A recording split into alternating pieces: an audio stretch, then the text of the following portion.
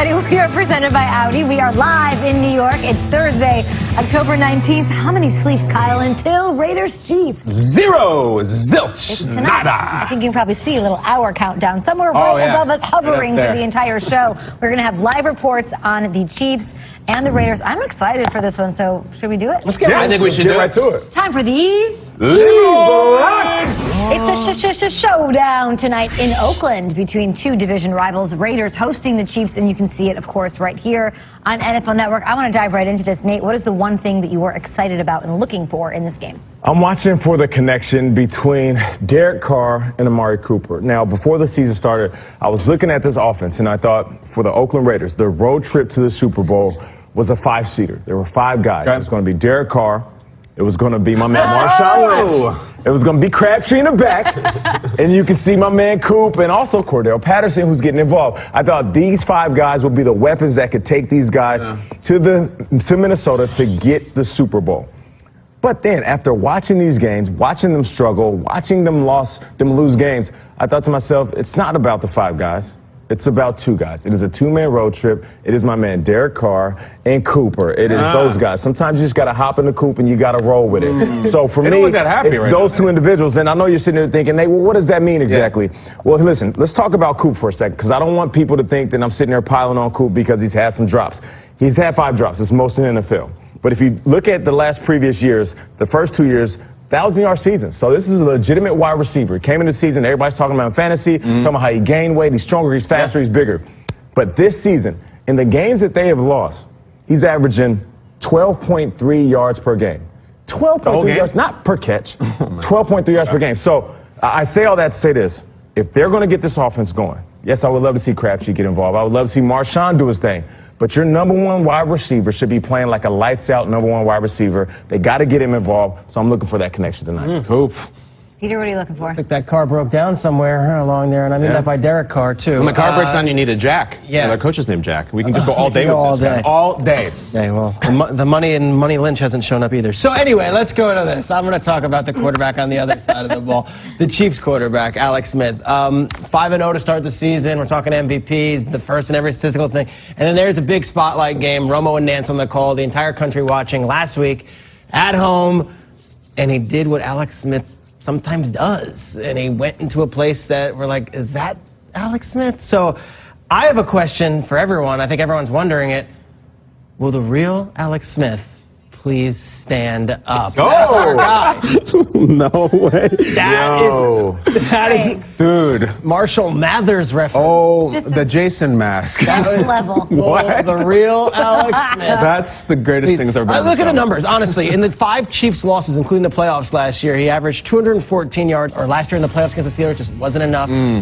First 5 weeks of the season, MVP. Last week, not going to get it done. So will the real Alex Smith? What are you thinking? He won 5 games. What are you talking about? Aren't you being a little hard on him right away?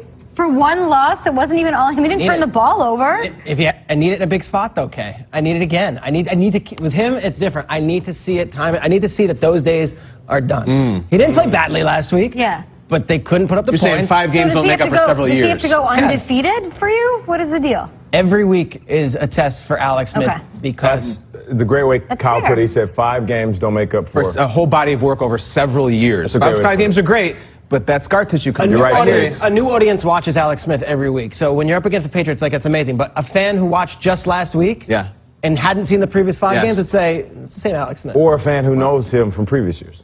I want to see him put on that Jason mask. That was the greatest thing I've ever seen. That was the greatest graphic. That was amazing. I was not ready for that. Me neither. That was the greatest graphic. What are you looking for, Kay? I'm looking for a little fun on a Thursday night. Now we're talking. You have to go to work tomorrow still, so you want to enjoy Thursday night football, and there's no better way to do that than with some beef between Travis Kelce and Marquette King. Let's go. I love ding. Part 2, because last year on Thursday night football, as everyone here can recall, it was back in week 14.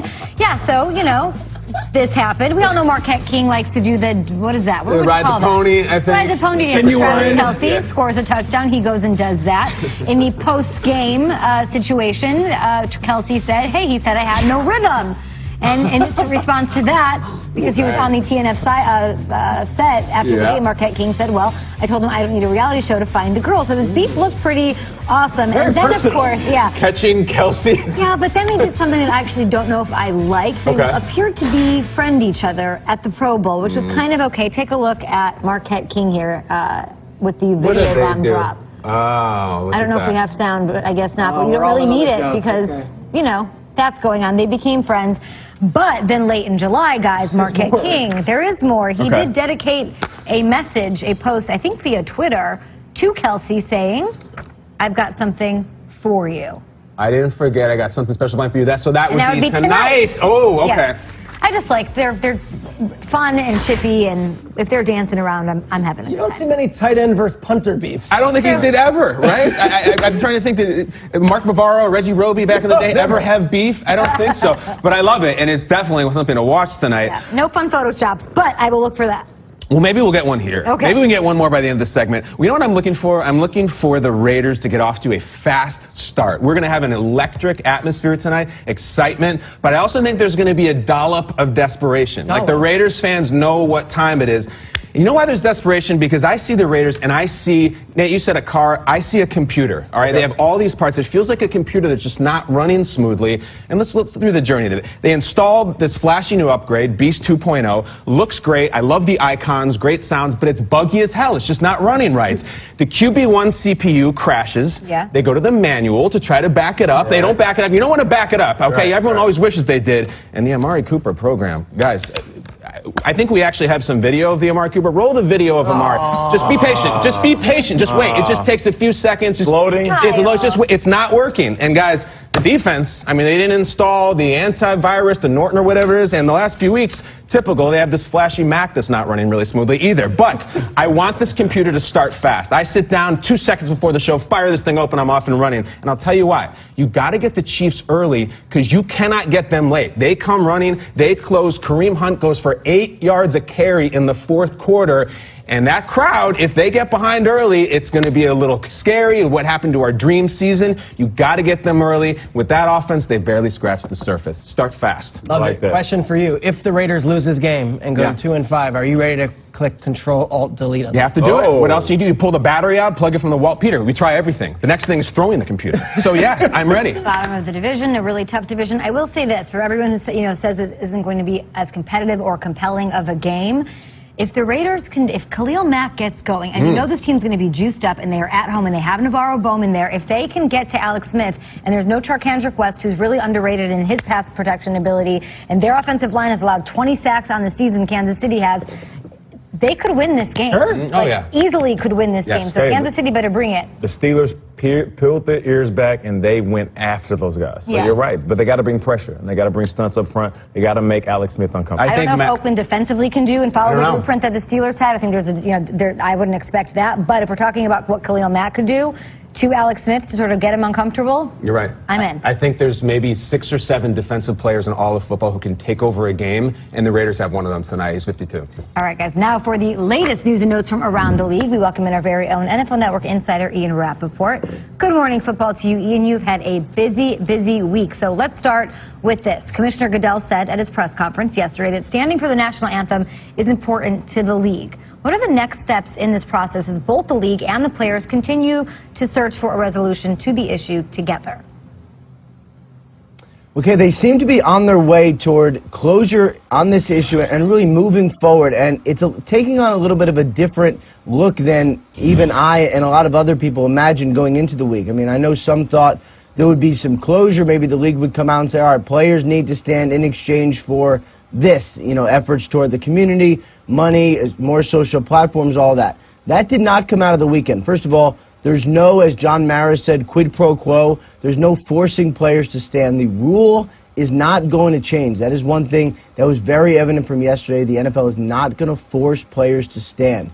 What they made great progress in is trying to identify and figure out how to help the players and how to help society as far as some of these societal issues that are so important to them, and that the reason they took a knee or sat during the national anthem in the first place. So the next step is the owners and players are going to get together in 1 or 2 weeks to continue to hammer out the plan moving forward for how the league and the players can get together and really help society, for lack of a better way of saying it. I would not be surprised, based on the comments of his lawyer, if Colin Kaepernick is present, and his name was ubiquitous throughout the last couple days. As 49ers owner Jed York said, he is the reason that a lot of this started, even though, of course, he's not in the NFL and really not the one benefiting from these programs. We look forward to seeing how that progress plays out. It seems like they got off to a good start at the Fall League meeting. Let's move on to Week 7, though, and what's going on around the league. And Andrew Luck said he plans to play this season, but a recent setback changed that.